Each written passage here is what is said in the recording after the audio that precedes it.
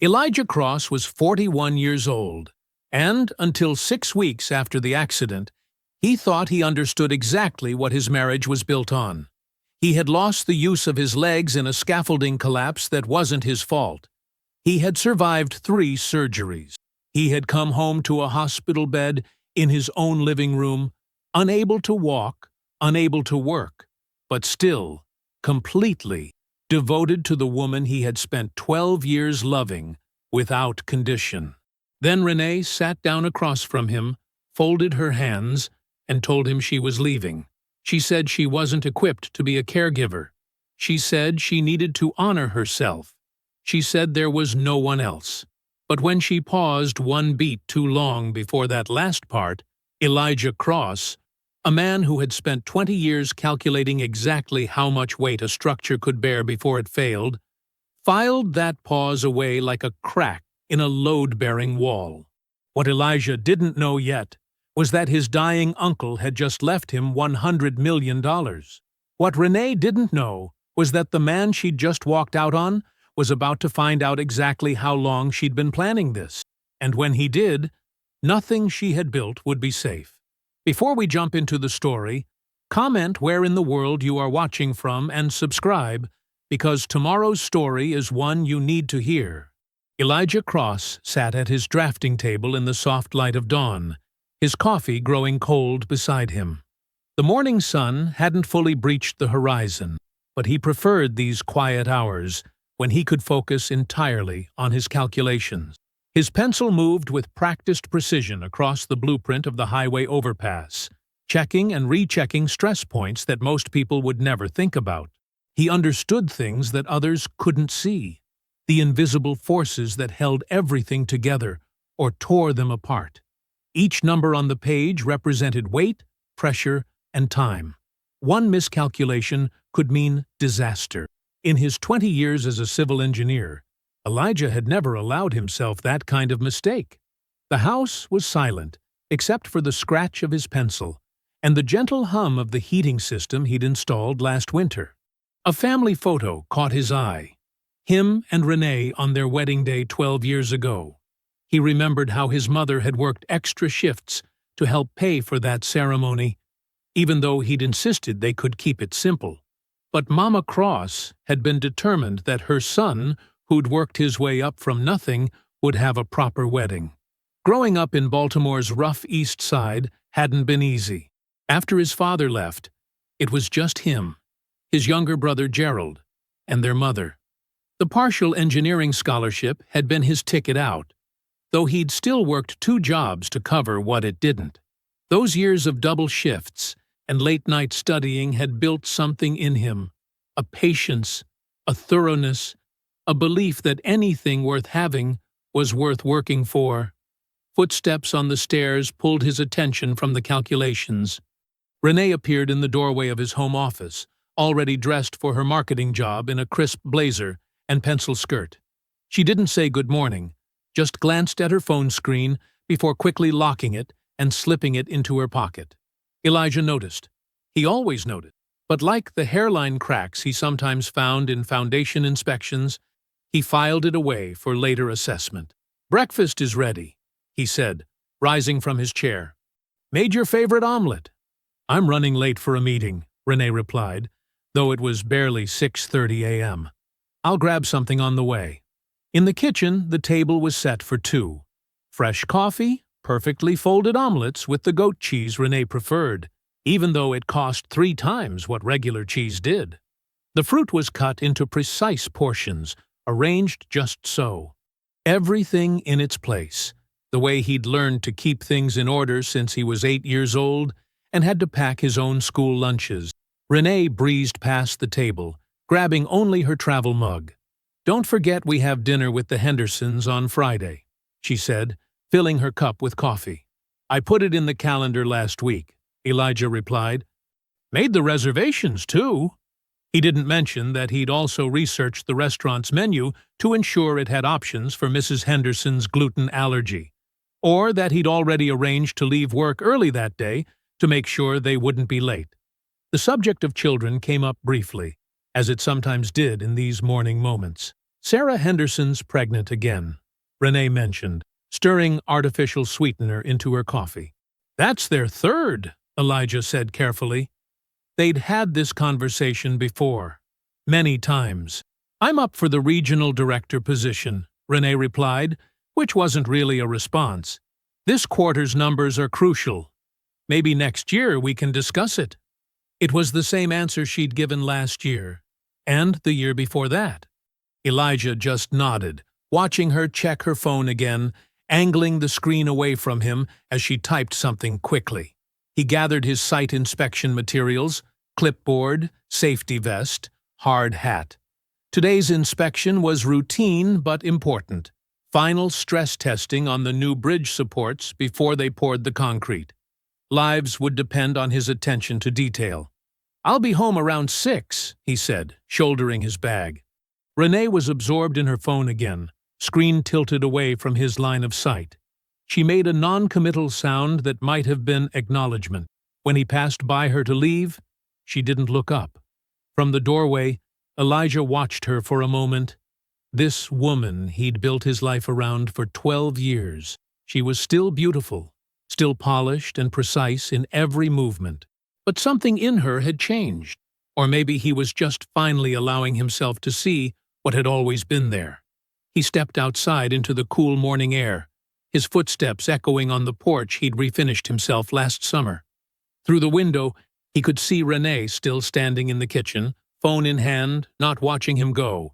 The morning sun cast long shadows across the construction site as Elijah pulled his truck into the designated parking area. He checked his watch, 7:45 a.m., 15 minutes early as usual. The site was already bustling with workers in hard hats, the steady beep of machinery backing up, the metallic clang of tools against steel. He grabbed his clipboard and hard hat, doing his usual equipment check before stepping out. The air smelled of fresh concrete and metal, familiar scents that had marked his career for 2 decades. Today's inspection was routine, checking the scaffolding and support structures before the concrete pour scheduled for next week. "Morning, Mr. Cross," called out Pete, one of the site foremen. "We're all set up for your inspection on the east section." Elijah nodded, already scanning the structural supports with practiced eyes. Something about the temporary bracing looked off, not quite aligned with the specifications he'd reviewed last week. He made a note on his clipboard.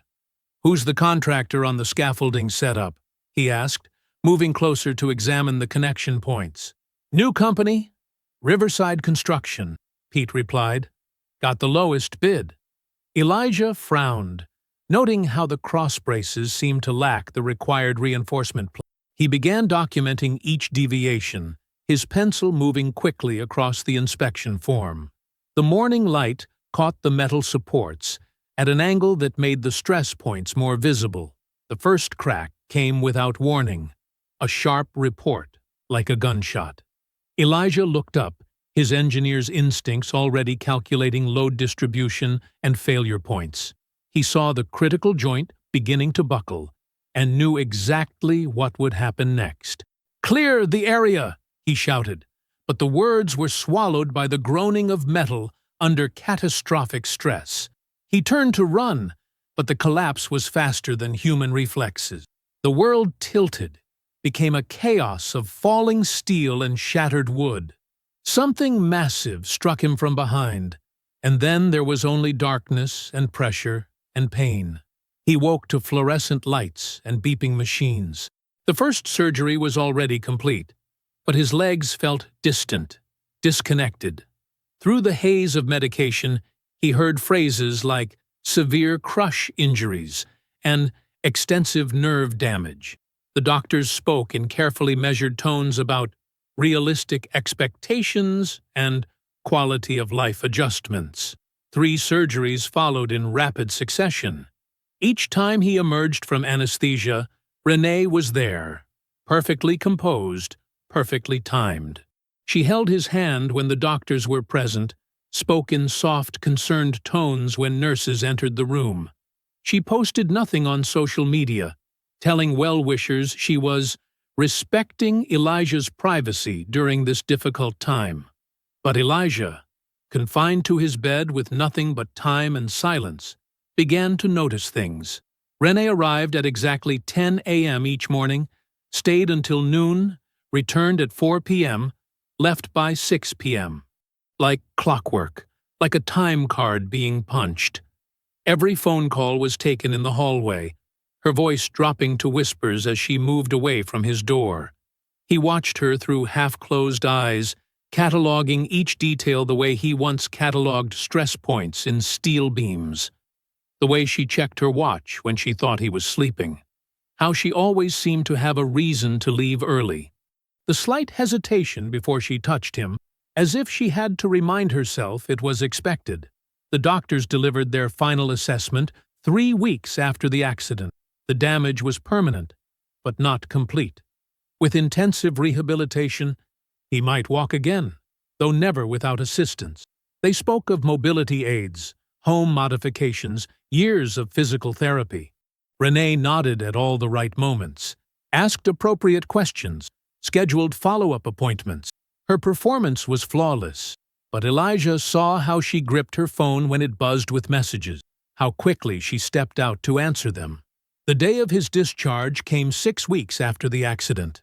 The hospital bed had already been delivered to their home, set up in the living room because the bedroom was upstairs. The wheelchair felt foreign under him, heavy with implications. Renee drove them home in silence. She'd arranged everything perfectly, the bed positioned just so, medical supplies organized on a nearby table, a clear path to the bathroom.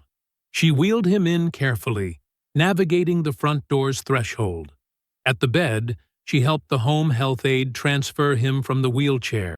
Her hands were efficient, but distant, clinical in their brief contact. She squeezed his shoulder once, the gesture as practiced as everything else had been these past 6 weeks. "Try to rest," she said, already turning away. Her heels clicked against the hardwood floor as she walked to their bedroom alone, leaving him in the new silence of his changed life. The evening light was fading when Renee came downstairs. Elijah heard her footsteps, measured, deliberate. Before he saw her, she'd changed clothes since coming home from work, wearing a soft gray sweater he didn't recognize.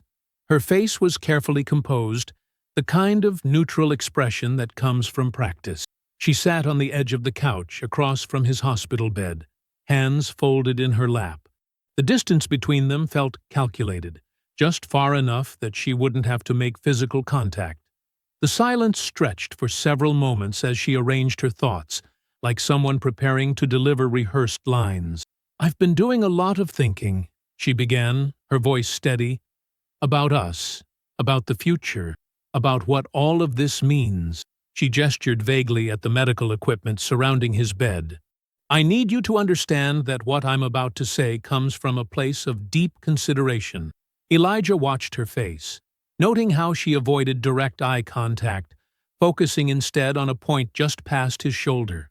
The evening light cast half her face in shadow, making her expression harder to read. "I love you," she continued, "but I've had to be honest with myself about my capabilities, about what I can and cannot do." She smoothed an invisible wrinkle from her pants. "I'm not equipped to be a caregiver, Elijah. It's not who I am, and pretending otherwise would be unfair to both of us." The medical equipment beeped softly in the background. A car passed outside, its headlights briefly illuminating the room before darkness settled again. "I need to honor my own needs," she said, the words coming faster now, as if she wanted to get through them before they could be challenged. "My own path. I've spent these past weeks trying to imagine our future, and She paused, recalibrating. "I need to make a change." Elijah remained still, his face unchanged. He'd become good at stillness these past weeks, at watching and waiting. The pain medication made his thoughts slightly fuzzy, but his mind was clear enough to catalog every detail of this moment. "I'm leaving," she said finally. "I've already spoken with a lawyer about the divorce. I think it would be best if I kept the house. It's not really accessible for your condition anyway, and finding somewhere new would be easier for you than for me." She waited then, perhaps expecting an outburst or pleading. Elijah gave her neither. The silence stretched between them like a taut wire. "I know this seems sudden," she added, her composure wavering slightly at his continued silence, "but I need you to understand that this isn't a decision I've made lightly. I've thought about it deeply, considered every angle." Still, Elijah said nothing. He watched how she shifted slightly on the couch, how her fingers intertwined and separated, intertwined again. The rehearsed speech was ending, and the uncertainty of his response was making her nervous. Finally, after several long moments, Elijah spoke. His voice was quiet, but clear. "Is there someone else?" The question hung in the air. Renee's pause lasted exactly 1 beat too long, a microscopic hesitation that screamed louder than any confession. "No," she said, "but the damage was already done. This is about me. About what I need." Elijah nodded once, returning to silence. He could see the relief in her shoulders when she realized he wasn't going to push further. She stood, smoothing her sweater. "I'll be staying with a friend tonight. I'll come back tomorrow to pack some things." She picked up a bag he hadn't noticed before, already packed, waiting by the couch. She'd planned this down to the minute.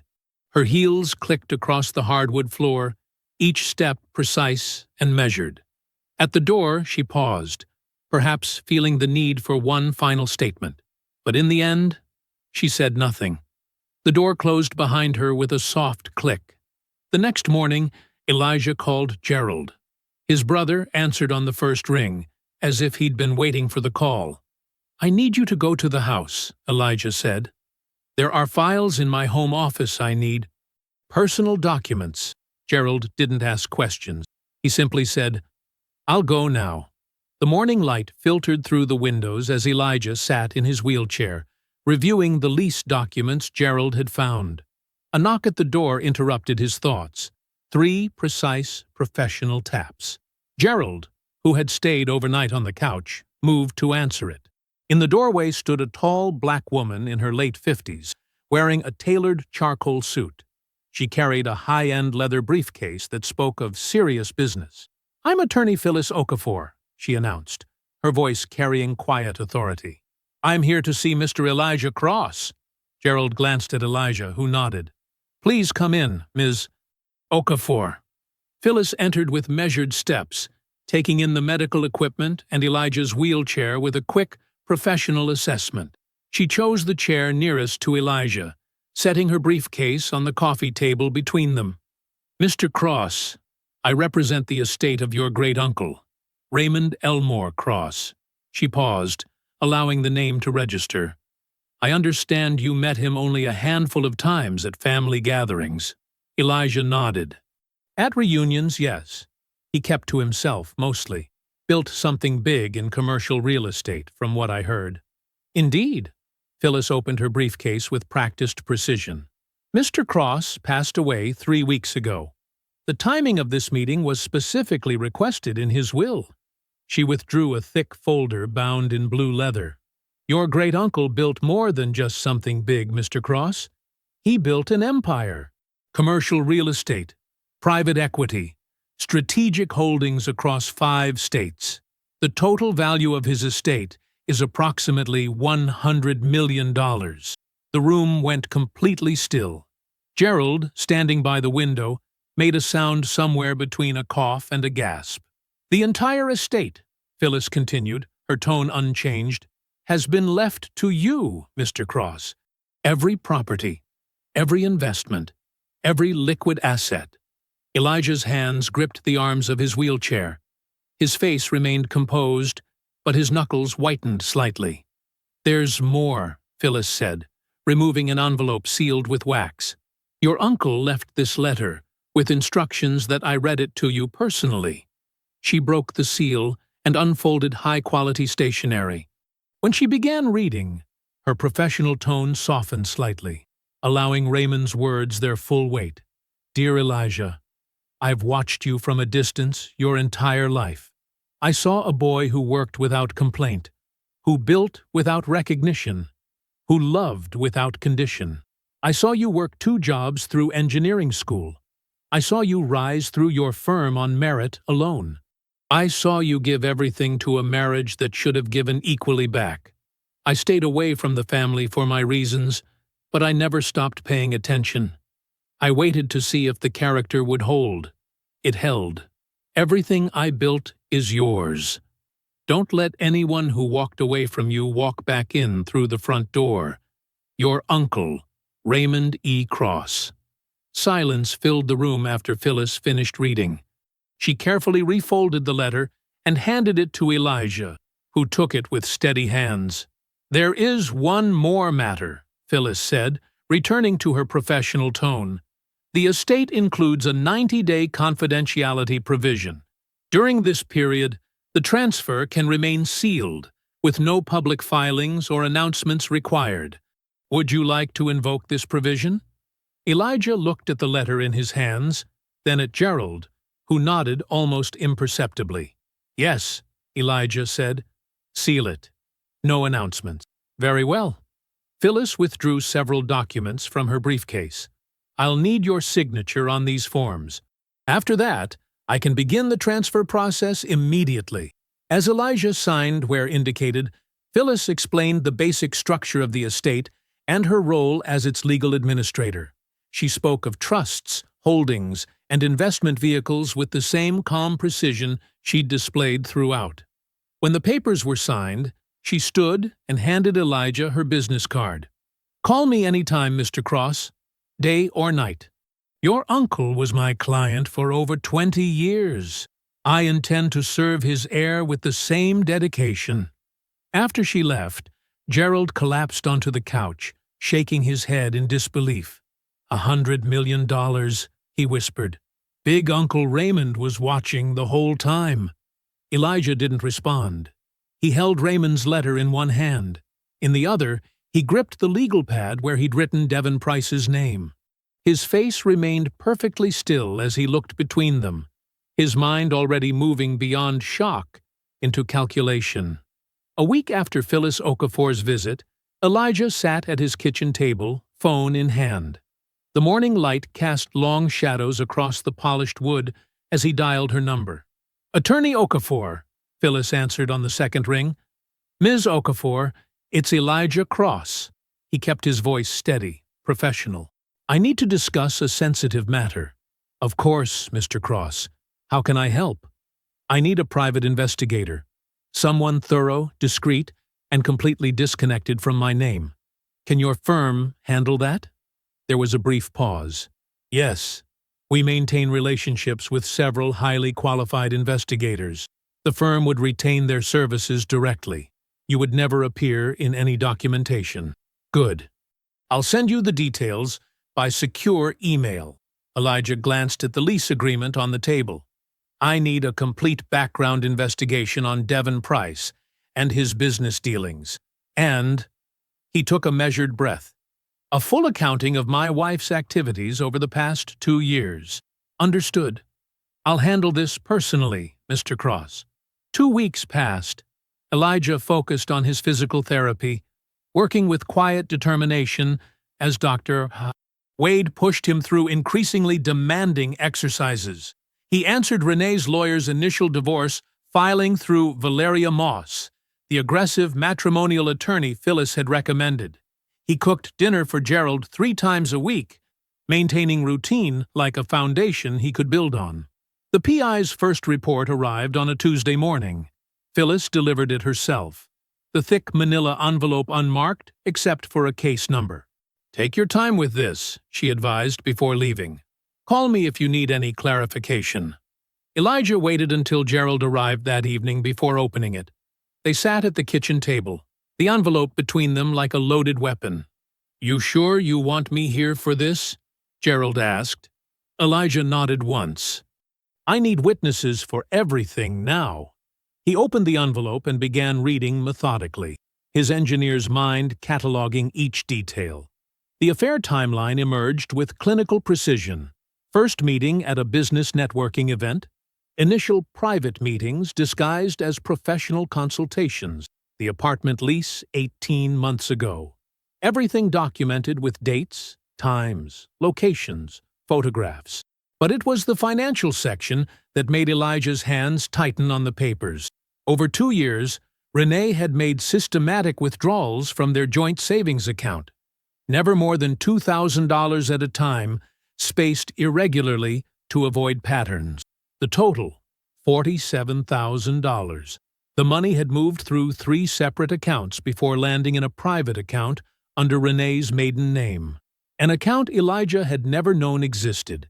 From there, the money trail led directly into Devon Price's real estate development business. The PI had obtained corporate filings showing a capital contribution matching the exact amount listed under Renee's name. She hadn't just been planning her exit. She'd been financing it with their shared money, investing in her affair partner's business while sleeping in Elijah's bed. Gerald, who had been watching Elijah's face, stood up. His voice was tight with contained rage. "Say the word, brother. Just say it." Elijah looked up from the papers. His expression remained perfectly controlled. Not yet. He gathered the documents carefully, sliding them into a fresh folder he'd prepared. The folder already contained the lease agreement, printed emails Gerald had found, bank statements he'd requested. Gerald stayed for dinner as planned. They ate in companionable silence: baked chicken, roasted vegetables, brown rice. Elijah had always been the cook between him and Renee, another thing she'd received without reciprocation. After clearing the table, wiping down the counters, and putting away the leftovers, routine as armor, routine as control, Elijah returned to his legal pad, the same pad where he'd written Devon's name that first night, where he'd been making notes since Phyllis's visit. He turned to a fresh page. At the top, in his precise engineer's handwriting, he wrote, "Price Development Group, LLC." 2 clean lines appeared beneath it, drawn with a ruler's edge. The physical therapy room was stark and functional: parallel bars, exercise mats, resistance bands hanging from wall hooks. Elijah sat in his wheelchair, staring at the equipment with barely concealed dread. Dr. Anita Wade stood before him, clipboard in hand, her expression direct and assessing. She was shorter than Elijah had expected, but something in her stance suggested immovability. "Let's be clear," she said, setting down the clipboard. "I'm not here to comfort you. I'm here to get you walking again. It's going to hurt, and you're going to hate me sometimes. Are we understood?" Elijah nodded once, jaw tight. "Good. Let's start with basic range of motion." The first session was brutal. Every movement sent fire through Elijah's partially reconstructed legs. When Anita guided him through stretches, he couldn't stop the small sounds of pain that escaped through clenched teeth. "Breathe," she instructed, holding his ankle at a precise angle. "The tension makes it worse." "I can't," Elijah started. "You can," she cut him off. "And you will. Again." By the end of the hour, Elijah was drenched in sweat, humiliated by how little he could do. But Anita's expression hadn't changed. No pity, no disappointment, just steady focus. "Same time Thursday," she said, making notes. "Ice tonight. 20 minutes on, 20 off." The sessions continued 3 times a week. Anita pushed him relentlessly, but her directness became oddly comforting. She never sugar-coated his progress or his setbacks. When he achieved a new movement, she simply nodded and increased the difficulty. When he struggled, she adjusted and pushed again. "How's the pain today?" she asked during their 4th week, helping him grip the parallel bars. "Present," Elijah answered. "Scale of 1 to 10? 7. She nodded. "Good. You're being honest now. First week, you would have said 4. Somehow that made him laugh, a short, surprised sound. "You calling me a liar, Dr. Wade?" "Just calling it like I see it," she replied, but there was warmth in her tone. 3 more steps. Focus on your right knee. As the weeks passed, Elijah found himself relaxing into their rhythm. Anita's no-nonsense approach felt clean, uncomplicated. She expected pain, but not surrender. She demanded effort, but never performance. It was so different from the constant awareness he'd lived with during his marriage, the careful monitoring of Renee's moods, the endless emotional maintenance he'd performed without realizing its weight.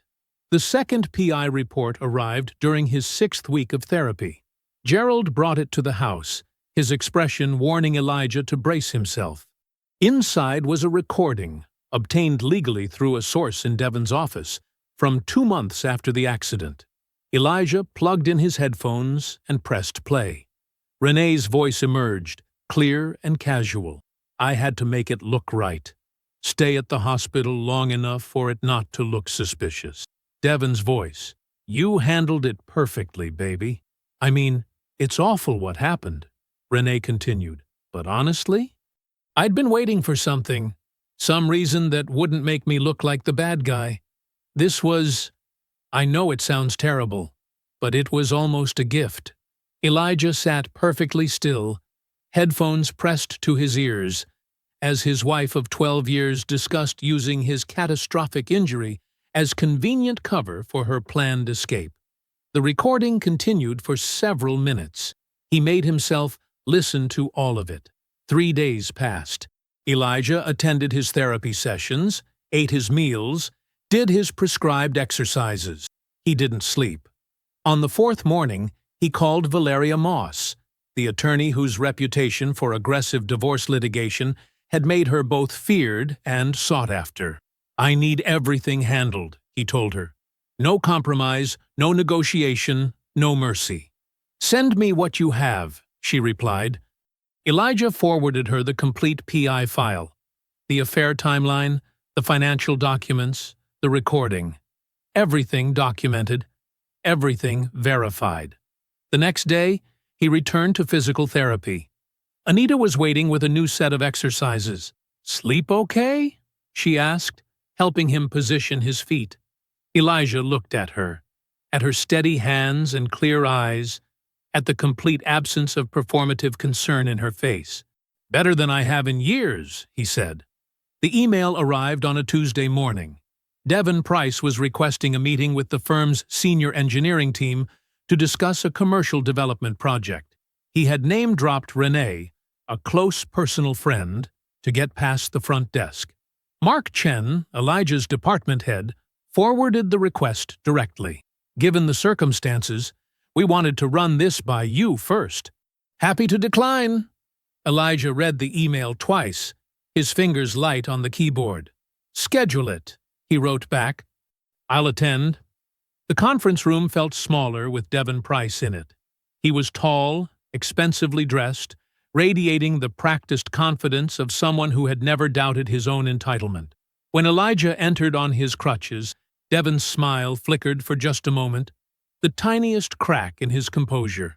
Mr. Cross, Devon extended his hand. I appreciate you joining us today. Elijah shook it once, his grip precise. Please proceed.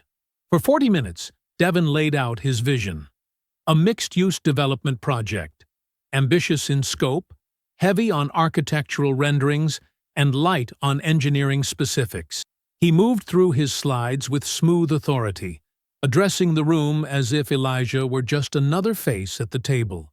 When the presentation concluded, Elijah spoke for the first time. 3 questions, if you don't mind. Devon gestured expansively. Of course. Your soil composition analysis shows clay deposits at 30 feet. What's your plan for differential settlement under the tower footings? Devon blinked. I'll have to check with our geotechnical team. Second question. Your parking structure design indicates grade-level retail. Have you calculated the additional load requirements for the transfer beams? That's still in development. Final question. Your construction timeline shows foundation work starting in March. Given the water table variations in that area, how are you managing seasonal hydrostatic pressure? The silence stretched. Devon's smile had become fixed, artificial. We'll need to review those details before moving forward. Elijah closed his notebook. Thank you for your time, Mr. Price. Mark walked Devon out while Elijah gathered his materials. Through the glass walls, he watched Devon's retreating back. Still straight, still confident, completely unaware of what was already in motion. That same afternoon, Phyllis Okafor called with news.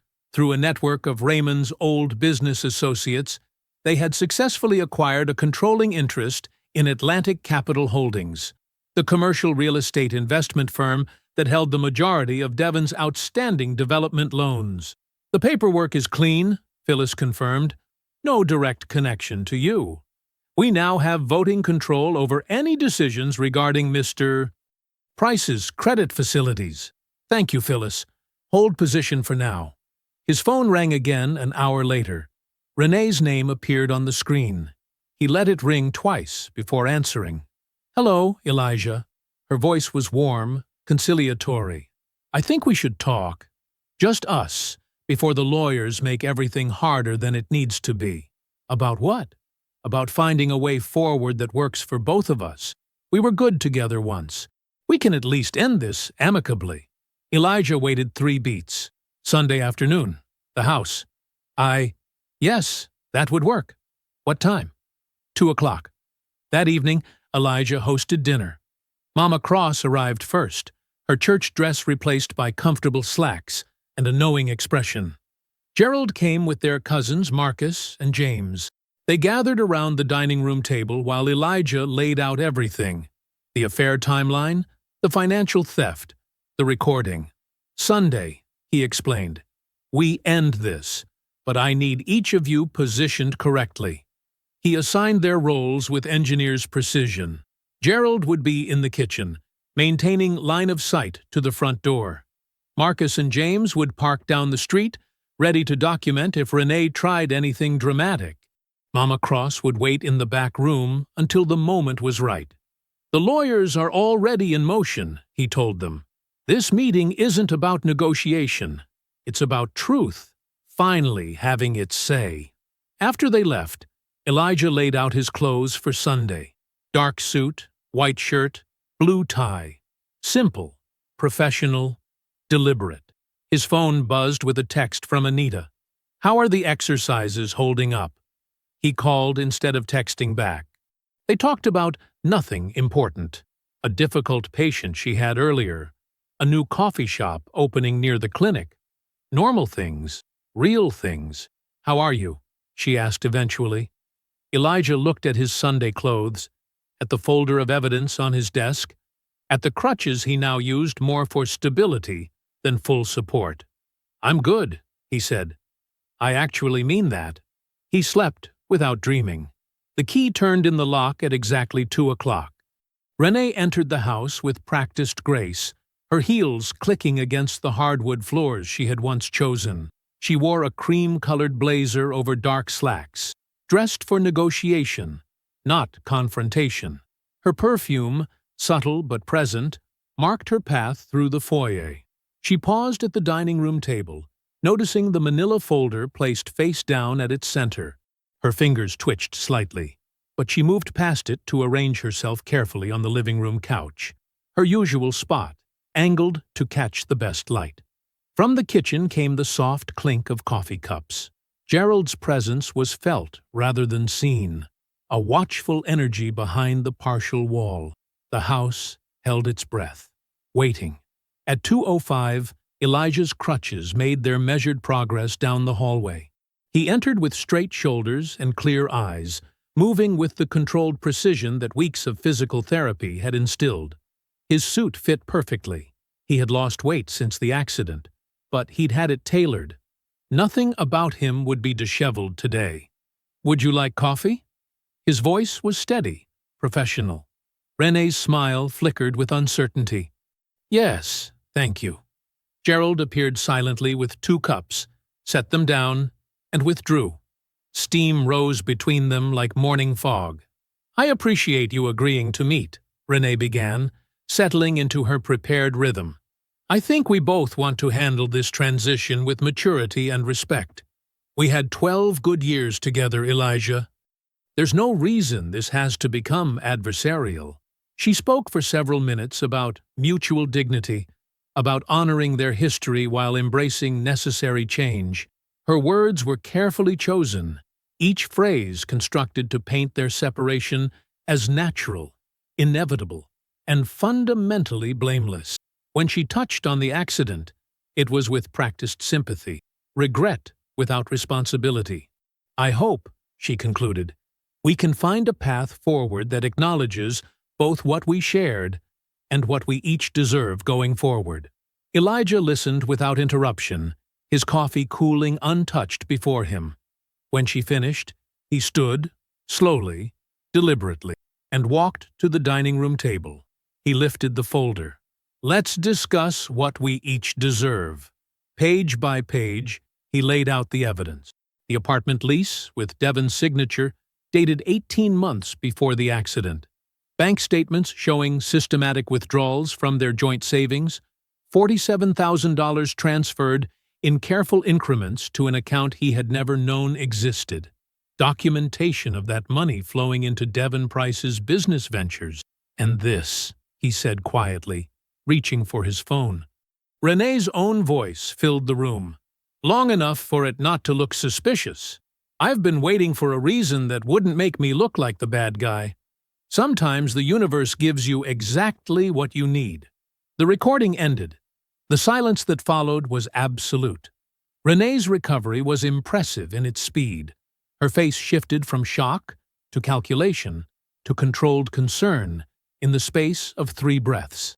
"That recording is completely out of context," she said, voice level.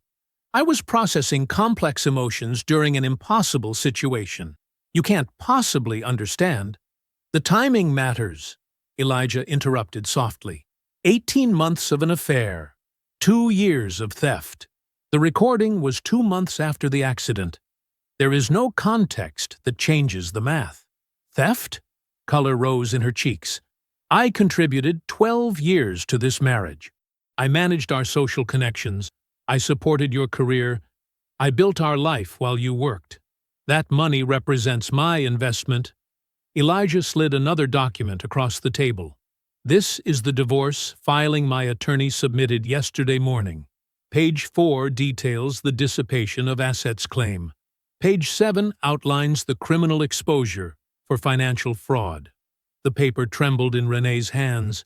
Her composure cracked, then shattered. "Criminal? You would dare?" She stood, voice rising.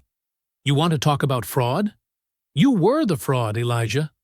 Always so quiet, so proper, so small.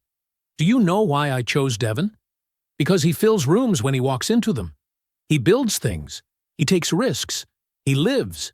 You just maintain, calculate, wait. I spent 12 years waiting for you to become more than you are." Her words spilled out, precise cruelties honed by long private rehearsal. "Devon is the man I should have married.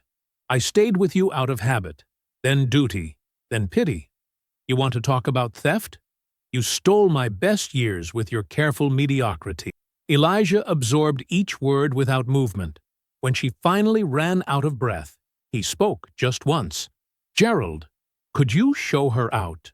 Gerald materialized from the kitchen, holding the front door open with calm purpose. Footsteps sounded from the back room. Mama Cross emerged, her presence an announcement without words. She looked at Renee once, a lifetime of quiet knowing in her eyes, then moved to stand beside her son. Monday morning arrived with the weight of machinery in motion. At precisely 9 a.m., Valeria Moss's office delivered 3 bound volumes of documentation to the county courthouse. By 9:30, identical copies landed on the desks of Renee's legal team. The effect was immediate. Her attorneys, a prestigious firm known for aggressive divorce litigation, fell silent for nearly 2 hours as they worked through the material. The private investigator's documentation was comprehensive. Bank records, time-stamped photographs, asset transfers, and that devastating recorded conversation, all authenticated and properly sourced. At 11:45, they called Renee in for an emergency consultation. "This isn't a negotiation anymore," her lead counsel explained, spreading the key documents across his mahogany conference table. "The dissipation claim is ironclad. The financial fraud exposure is real. We strongly advise immediate settlement." Renee sat rigid in her chair, staring at the numbers that mapped her careful extraction. Each withdrawal, so clever in its timing, now read like evidence rather than strategy. "He can't prove intent," she started, but her attorney held up his hand. "The recording provides intent. The timeline establishes premeditation. The apartment lease confirms the relationship predated any marital crisis. Ms. Cross," he paused, correcting himself. "Ms. Holloway, you need to understand. Your claim to the marital home is no longer viable. Our priority now is to minimize your exposure." The settlement terms arrived by courier that afternoon. Full repayment of the $47,000 plus $23,000 in legal costs. Renee signed without reading the full document. Her hand shook slightly, but her signature was clear. 3 weeks later, Devon Price sat in his corner office, reviewing the latest communication from his primary creditor. What should have been a routine loan review had turned aggressive. The new terms were impossible. Higher collateral requirements, accelerated payment schedules, stricter covenants. His development project, already stretched thin, couldn't sustain the restructuring. He didn't know that Elijah now held controlling interest in the creditor company. He didn't know that each term had been carefully calculated to match Devon's exact breaking point. He only knew his business was dying. By week 6, Devon's company entered receivership. His investors fled. His reputation in real estate circles collapsed with the speed of a house built on sand. That's when he requested the meeting with Elijah. The new offices of Cross Development Partners occupied the 15th floor of a downtown high-rise. The reception area gleamed with subtle wealth. African art on the walls, leather chairs, marble floors.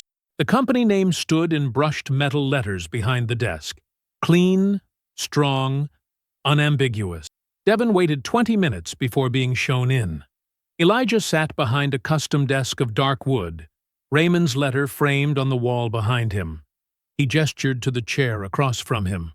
"Thank you for meeting me," Devon began, his usual polish scratched thin by weeks of crisis.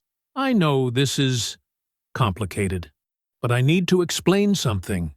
Elijah waited, his silence an invitation that felt like pressure.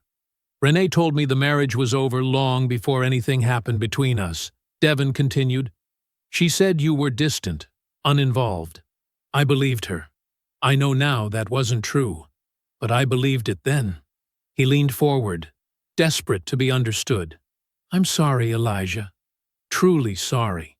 Elijah studied him for a long moment. When he spoke, his voice was precise and quiet. "I accept your apology. The loan terms remain unchanged." Devon stared, then stood slowly. He walked out without another word. The next morning, Valeria filed a routine update in the divorce proceedings. Buried in the standard documentation was a reference to the Cross Family Trust, including its full valuation. The paperwork landed on Renee's attorney's desks first. They read the number twice, $100 million. Within an hour, Renee's phone lit up with the information. She read it 3 times, her hands shaking. The implications crashed through her like waves. The timing, the scale, the devastating comprehension of what she had walked away from. She called Elijah immediately. The call went to voicemail. 10 minutes later, her attorney received a brief email from Valeria Moss. "Mr. Cross has no further communication for Ms. Holloway outside of legal proceedings." In his office, Elijah sat at his desk, a fresh sheet of Cross Development Partners letterhead before him. The acquisition agreement for his first major property purchase waited for his signature. The pen felt solid in his hand. He signed his name with careful strokes, each letter a statement of presence. The autumn air held a crisp promise as Elijah Cross walked steadily across the construction site. His gait carried a slight, permanent hesitation. Not a limp exactly, but a careful precision that spoke of a body that had learned new ways to move. The crutches were gone, though a sleek carbon fiber cane rested in his office upstairs, unused but present, like a quiet reminder. The groundbreaking ceremony for Cross Development Partners' first major project had drawn hundreds. Local news cameras tracked his progress toward the podium, where red ribbons fluttered in the Baltimore breeze. Behind him rose the steel bones of what would become a mixed-use development. Affordable housing, Black-owned businesses, a community center, and office space. The concrete foundation bore the weight of more than just building materials. It carried the dreams of a neighborhood that had watched too many of its children leave to find opportunity elsewhere. Gerald stood at attention near the stage, his once restless energy now channeled into focused competence. As Chief Operations Officer, he had grown into a version of himself that surprised everyone except Elijah. His suit was perfectly tailored, his presence solid and assured. When reporters asked questions about the project's timeline, Gerald's answers were precise and confident. The street kid who once couldn't sit still now managed multi-million-dollar construction schedules with meticulous attention. Mama Cross sat in the front row, resplendent in a white dress that caught the morning sun.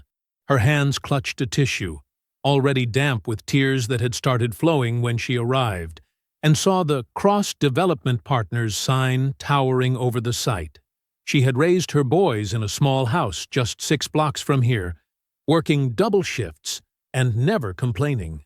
Now she watched her son build something that would change the landscape of their old neighborhood forever. The $3.2 million settlement from Elijah's workplace injury lawsuit had been folded into the company's capital structure months ago, but its impact showed in the extra safety measures visible throughout the construction site. Every scaffold bore triple redundancy systems. Every worker wore equipment that exceeded standard requirements. Elijah had turned his own tragedy into a commitment to worker protection that set new industry standards. In the third row, Anita sat quietly, her presence both natural and significant. She had stopped being his physical therapist over a year ago, but their connection had grown slowly, carefully, into something real.